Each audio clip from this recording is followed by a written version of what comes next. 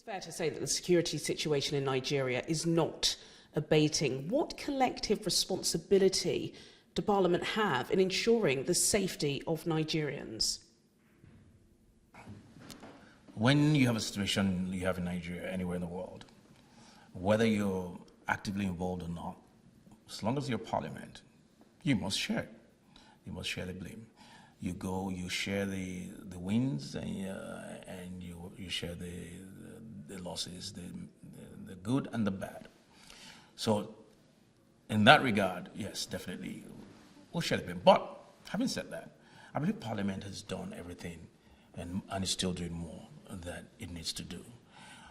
I don't know that there's any Parliament that has in the world that has debated an issue and flogged an issue like this House has. Every single day of sitting, we talk about this. There are motions and resolutions of the House. The replacement of the service chiefs some time ago was based on the pressure mounted by members of the House on a daily basis. The House at one point asked the President to come in and brief the House so that we could all share and give different perspectives. The House had a security summit some time ago. For 5 days, we collated views from all over, experts, traditional chiefs, international, and we laid out our action plan, legislative action and executive action. We've submitted certain bills to that regard, and there's still some things to be done as of yet. I believe this government has done a lot, but unfortunately, we're fighting an unconventional war. And anywhere in the world, it's perhaps one of the most difficult things to fight. I don't know that even the United States would have been able to deal with this problem just so rapidly and quickly. They have gun violence in America every single day. They still have not been able to deal with it. But that is not to say that there's not a lot yet to be done. Yes, good or bad, the government has to accept responsibility. Citizens don't want to hear any of this, that, oh, this is where we're coming from, and this is where we are today. We've done so much. Nobody's hoisting flags anymore in the local government. No, citizens don't want to hear that. They just want to be safe. And that's where I think the government needs to tighten its belt and do a lot more. And that's where we have, I keep saying you can't do the same thing over and over again and expect different results. And that's why from our summit, we advocated the use of contractors, what some other people call mercenaries, and just farm this thing out and let them come in and do the job. There's nothing about national pride, as far as I'm concerned. You just need to get the job done. There's more than one way to skin a cat. If that's going to do it, then let's go for it.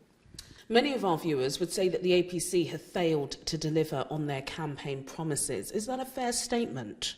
Let me be very clear. This government has delivered, for me, in my opinion, more than any government in recent history in terms of infrastructural development, which is what you need to boost your economy. But for some reason, and then we have social programs that have never been done, very bold social investment programs, but which you and I do not know about because you and I are not beneficiaries. And this is for these programs are for the lower ebb of the society. And they are beneficiaries, and they are extremely happy in that regard. But you and I, the average and the elite, don't know anything about that. And the government has not advertised or publicized that the way they should. That's number one. Number two, Rome was not built in a day. This is where I now come in and say what this government inherited and what this government has been able to do with the very lean resources.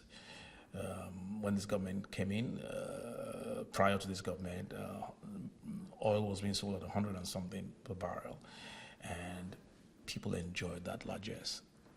But even when we came in at 20 something, at the time it was close to $20 a barrel. The facts don't lie. go and look at the infrastructural development of this government and put it starkly against that of the last government. And then you come back and tell me, do you give this government a pass on infrastructure? And if you do you understand the importance of infrastructural development? Almost everything depends on your infrastructure. Even your economy depends on it, but it's not going to happen overnight. It takes time. That's why I say Rome was not built in a day. But government is putting blocks in place. But unfortunately for this government, again, Nigerians don't want to relate to that. It does not translate to food on the table.